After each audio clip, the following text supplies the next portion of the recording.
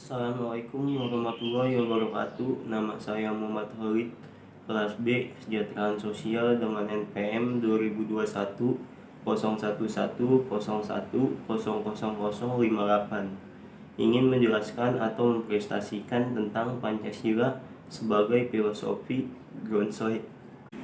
Pancasila sebagai filosofi Grundzeit memiliki pengertian Pancasila sebagai filsafat atau filosofi dasar bangsa Indonesia. Gagasan mengenai filosofi Grundzeit pertama kali dicetuskan oleh Soekarno dalam sidang Dokuritsu Zumbi Tio Sakai atau Badan Penyelidik Usaha Persiapan Kemerdekaan BPUPKI. Hari ketiga, Soekarno menyebut Pancasila sebagai filosofi Grundzeit atau pandangan hidup bangsa Indonesia. Oleh karena itu, Pancasila memiliki dua kepentingan, yaitu A.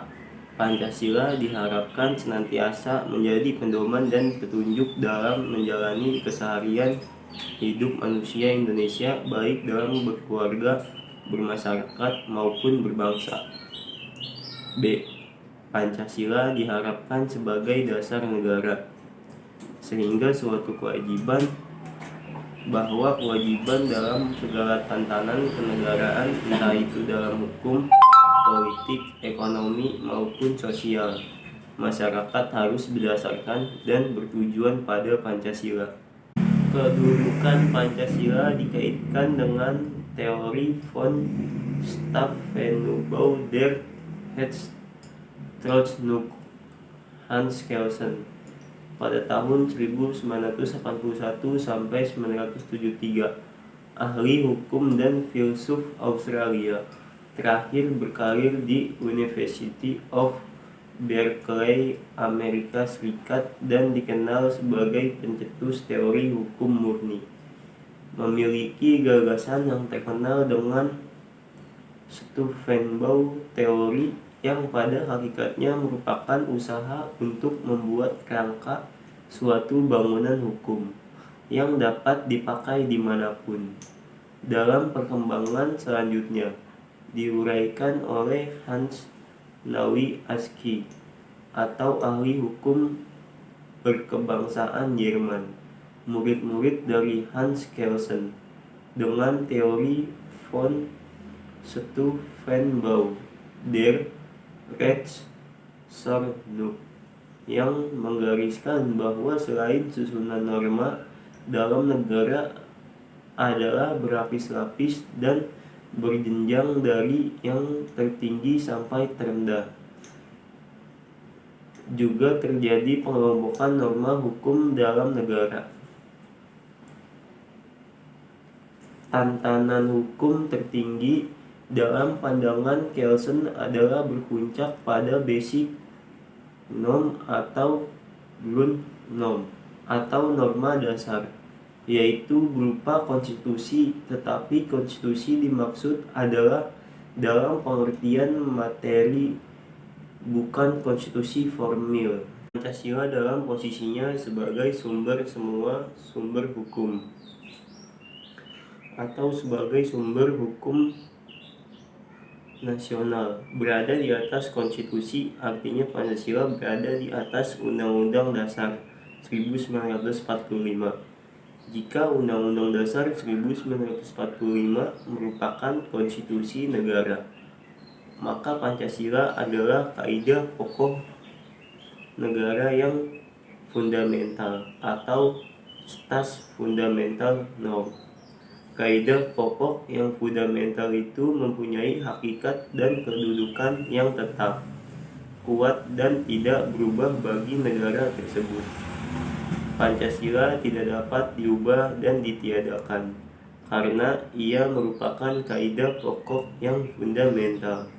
Bung Karno menyebut Pancasila itu sebagai filosofis Grundzeit atau fundamen filsafat, pikiran sedalam-dalamnya, untuk kemudian di atasnya didirikan bangunan Indonesia merdeka yang kekal dan abadi.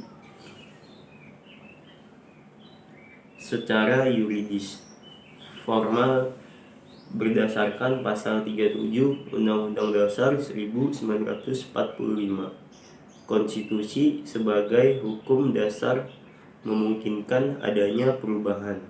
Namun Pancasila dalam kedudukannya sebagai kaidah pokok negara sifatnya tetap kuat dan tak berubah. Stans fundamental norm adalah norma yang merupakan dasar bagi pembentukan konstitusi. Ia ada terlebih dahulu sebelum adanya konstitusi. Semoga dengan diperingatinya hari kelahiran Pancasila ke-75 tahun pada tanggal 1 Juni 2020 ini tidak hanya sekedar mengulang kegiatan yang sifatnya hanya seremonial saja, namun juga dapat melahirkan penelaahan dan pemahaman yang lain lebih komprehensif mengenai tujuan dan kedudukan Pancasila yang harus diimplementasikan dalam kehidupan berbangsa dan bernegara, termasuk juga dalam pelaksanaan birokrasi pemerintah. Pancasila sebagai stans fundamental norm diletakkan sebagai dasar asas dalam mendirikan negara, maka ia tidak dapat diubah hukum di Indonesia tidak membenarkan perubahan Pancasila, karena ia sebagai sumber dari segala sumber hukum atau sebagai sumber hukum dasar nasional di Indonesia. Mengubah Pancasila berarti mengubah dasar atau asas negara. Kalau dasar asas atau fundamental dari negara tersebut diubah, maka dengan sendirinya negara yang diproklamasikan hasil perjuangan para pahlawan bangsa akan berubah, atau tidak ada sebab dasarnya, atau fundamennya tidak ada. Menariknya, supremasi Pancasila dalam sistem hukum kembali ditemukan dalam Undang-Undang Nomor 10 Tahun 2004 tentang pembentukan peraturan perundang-undangan. Pada pasal 2 Undang-Undang Nomor 10 Tahun 2004 ini disebutkan Pancasila merupakan sumber segala sumber hukum negara. Undang-undang tersebut kemudian diganti dengan Undang-Undang Nomor 12 Tahun 2011.